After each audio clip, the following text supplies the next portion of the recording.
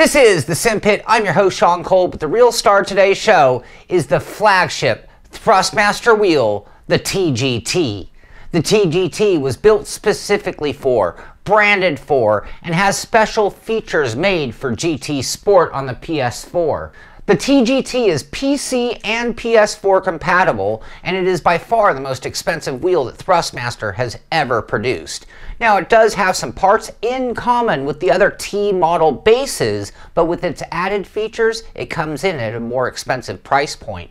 The TGT starts out at $800 and comes with a wheelbase, a steering wheel, an upgraded set of T3PA pedals, the turbo-shaped power supply, and all of the needed cables to get it set up. If you'd like to see what it's like to unbox this wheel, I did do a series of preview videos, unboxing, installation, first drive with the wheel even. So if you want to see the videos that I used to help formulate this review, you can see them there, and I have the links to those videos in the description of this show below. So let's take a quick look at what makes up the TGT racing wheel, which shares a lot with its brothers, the TSPC and the TSXW bases, but this is the brother that took steroids. It features the same 40-watt brushless motor that is 1.6 times stronger than the mid-level priced TX or T300 bases. It also has the same motor cooling system, or the TMCE as they call it. It also shares 270 to 1080 degrees of rotation, adjustable through the profiler, where you can also tune in the wheel settings. It also communicates at 16-bit with over 65,000 points of value in resolution. In addition to all those features that it shares with the TS model bases, it also has the TDFB. What is that? Well, that's that giant shaker motor on the back of the wheelbase, adding tactile feedback to the wheel, a feature not seen before in a Thrustmaster wheel, and at this point only operates in GT Sport. The top or cover of the base is made of durable black plastic and is very bulged out. It is even odd in shape when compared to the other TS bases. The front of the case has a PlayStation logo on it, and below that you have a mode switch that either goes in GT Sport or Other, which is basically every other game on the planet as of this point in time. On the right hand side you have two extra buttons that are mappable in-game. In the center, the screw-on quick release and the keyed drive shaft known to all wheel rims in the Thrustmaster ecosystem. The sides have a small Thrustmaster logo, and then there's a very large vent that allows you to see the motor body, but the only visible moving part is the belt if you look in there very carefully. The only other markings on the case are two little alignment dots just for styling. The bottom of the TGT is made of metal, which makes it stronger when using the very worthy table clamp, or even better when hard mounting to your rig or desk. It also comes with a much heavier duty bolt set and large grippy washers to help for a very secure fit. On the back you will see that giant shaker motor of the TDFB, and the USB connection point, the power connection, and a plug-in spot for the pedals and a shifter. The wheel rim that comes with the TGT is also exclusive to this kit. This wheel rim is still part of the Thrustmaster ecosystem, so you could use any of the other Thrustmaster steering wheels on this base, but the only way you're going to get this wheel rim is on the TGT kit. This wheel rim has more controls on it than just about any wheel I have ever tested. Its most prominent feature is the large GT logo in the center spot. It's not a button, and the four colored radial dials surrounding the middle portion of the wheel. The rim itself is made of metal and is very, very rigid, with almost no flex or twisting from its grip positions. It is 11 inches or 280 millimeters wide, and it is fairly thick in its grip areas. About 1.5 inches front to back and about 1.25 inches wide. It is mostly covered in a smooth leather that is very tight and slightly padded, and has a little blue stitching for a centerline or a little appeal.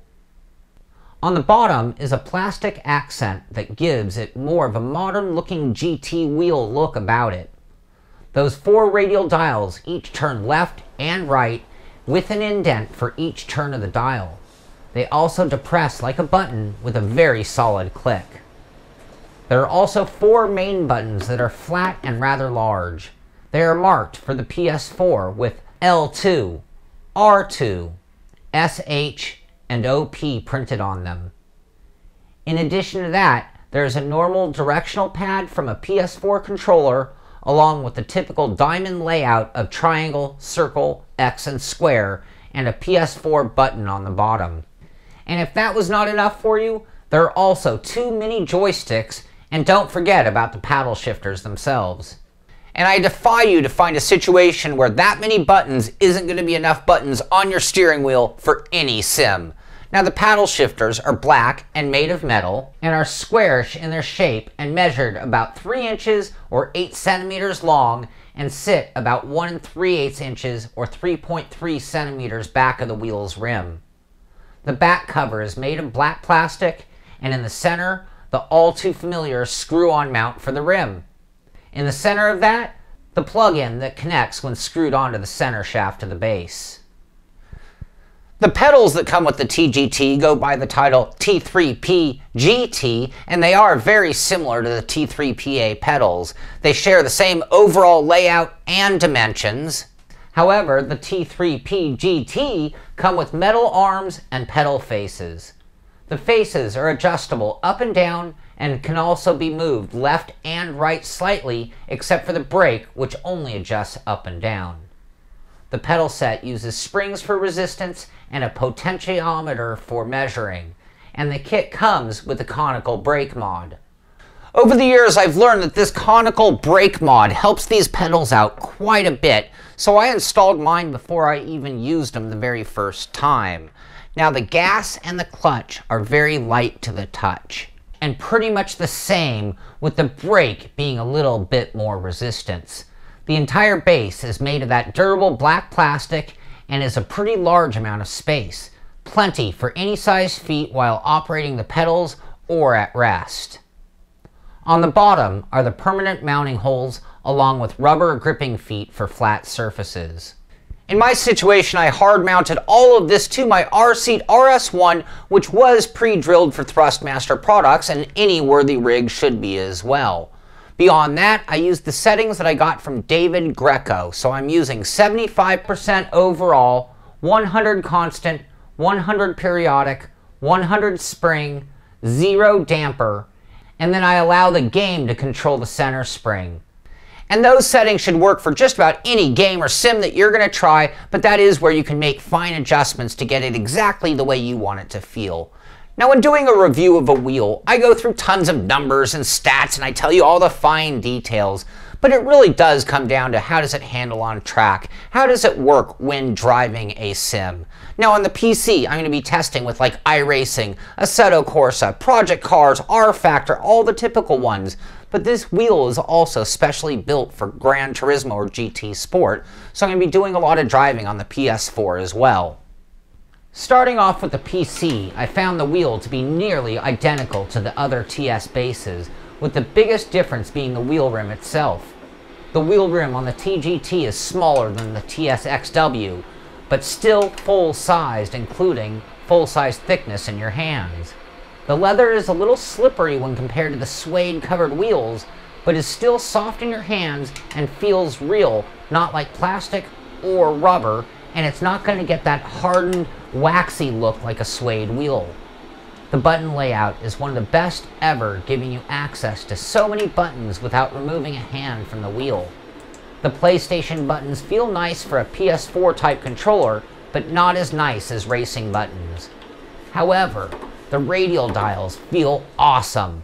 That click when turned is very noticeable and confirm any position change when operating something sensitive like ABS, traction control, or brake bias.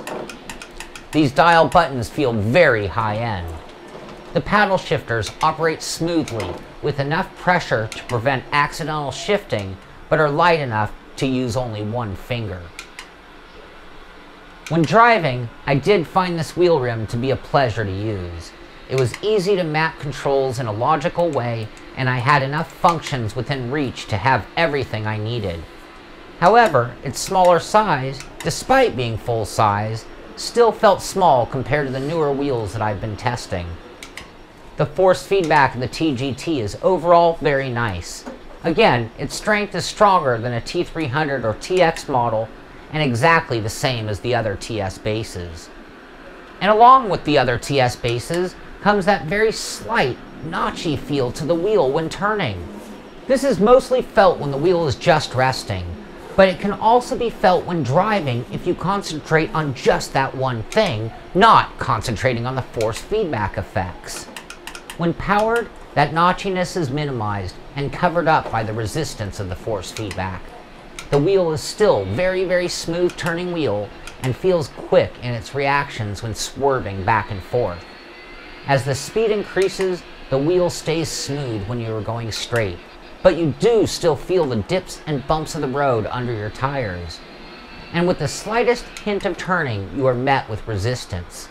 The tires fighting the ground, the steering rack fighting the tires, and your hands being the demand to change in direction. With more friction, you feel more strength in the wheel. And on the opposite side, with the loss of traction, you are met with a drop in forces you are fighting against. The wheel is delicate and precise, and reacts well to your changes in input based on those grip or friction levels. The overall stiffness of the TGT was pretty good, and while driving, never even occurred to me.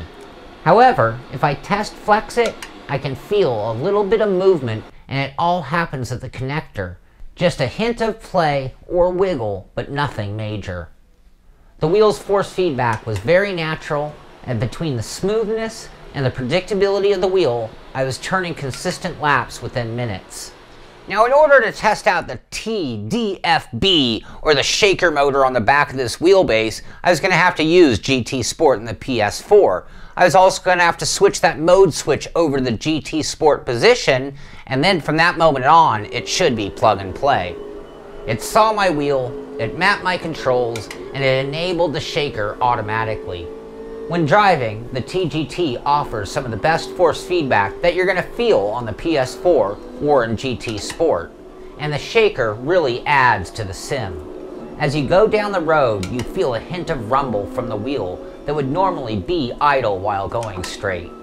And when you turn in the wheel, you get a little added friction of those forces, reminder of the upgrade in this wheel, and if you switch back to a non-shaker wheel, it's immediately noticeable. Or less noticeable, because something is now missing from the wheel. The radial dials also come in handy to correct the GT Sport issue of remembering your ABS and traction control settings. The wheel was built for, is maximized for, and is most functional when driving GT Sport. And the bottom line is, with this wheel and GT Sport, it's one of the greatest driving experiences you're ever going to get on the PS4. The pedals that come along with the TGT are the T3P GT pedals, and they share a lot in common with the T3PA pedals. However, that is not a good thing. I have to say, the Thrustmaster pedals continue to be a disappointment. Sure, functionally they work. They're fine. Yes, they get the job done, but they continue to be the gaming level equipment when the wheels and bases are entering the pro level. The base itself is wide, it's sturdy, and has a very large foot or heel area and is hard mountable. That is all good. The pedal faces are metal and have a cool racy look to them and can be adjusted slightly for positioning. That is also good. These, the GT model, only available with this wheel, have metal arms for the pedals, much more like the T3PA pedals that has arms made of plastic. The throttle pedal is smooth and uses a spring to offer the resistance. It has plenty of travel and works rather well. The clutch is also smooth and uses a spring for its resistance and is identical in feeling to the gas pedal. The brake is also smooth and it also uses a spring for resistance, but also comes with the conical mod that I much prefer to use and actually gives it a bit of a dual resistance feeling to it. In the end, the pedals got the job done, but with no extra bells or whistles. I felt the throttle pedal was adequate, the clutch left something to be desired, and the brake was the bare minimal amount that I would demand for a wheel of this caliber. So there you have it. We've been through all the details. We've talked about driving it. We've done the install videos, our first look, and everything it takes to formulate our opinion. We've talked about driving it out on track. But let's go ahead and break things down with the good, the not so good, and the bottom line. Starting off with the good, and that is that this wheel rim has so many buttons, dials, and sticks. It's a pro-level racing wheel built for abuse. Good force feedback. Stronger than the TX or the T300 models. Very quiet turning and running wheel. Part of the Thrustmaster ecosystem. Your choice of wheel rims, pedals, and shifter. One USB for all Thrustmaster equipment. Long-lasting leather wheel cover. Highly accurate wheelbase, 16-bit. PlayStation 4 and PC compatible. Tactile feedback on compatible games. Complete kit, plug and play, PC or PS4. Great looking power supply. And now on to the not so good, starting with the same thing it shares in common with the other TS bases, and that's still that slight notchiness in its movement. It could be stronger. Expensive for what you get. Small amount of flex at the quick release. Pedals are still average. And now on to the bottom line. This is hands down the most complete or the best wheel that Thrustmaster has ever built. Absolutely. It's got the PS4 compatibility. It's got features never seen in a Thrustmaster wheel before. I really did enjoy using this wheel, big time. I mean, I did really well with this wheel. The wheel rim itself is very nice, and you have so many options with all of the buttons. And it also allows for any of the add-on wheels later. The wheelbase is smooth, it's strong, and it's fairly easy to mount. And after downloading the drivers, it's pretty simple on the settings as well, about as close as it gets to plug and play, especially on the PS4. Lap after lap, it was very consistent in my hands, and it did it day after day without making any strange noises or feelings. However, the pedals are still just a slight disappointment. As I mentioned, they get the job done, and I have even won races with these pedals, but they are no frills. And there isn't even a set of pedals available from Thrustmaster that are upgrade enough over this to match this level of wheelbase. Overall, it's a good package. Now for PS4 users, GT Sport in particular, this is the wheel from Thrustmaster that you want. The added features are really amazing, and the wheel is much nicer than a T300. It's more powerful and has a much nicer wheel rim. It has the added function of the shaker and a slightly nicer set of pedals. But with that said, I'm not sure it's worth nearly double the price of a T300 that comes with T3 PA pedals that goes for only $420.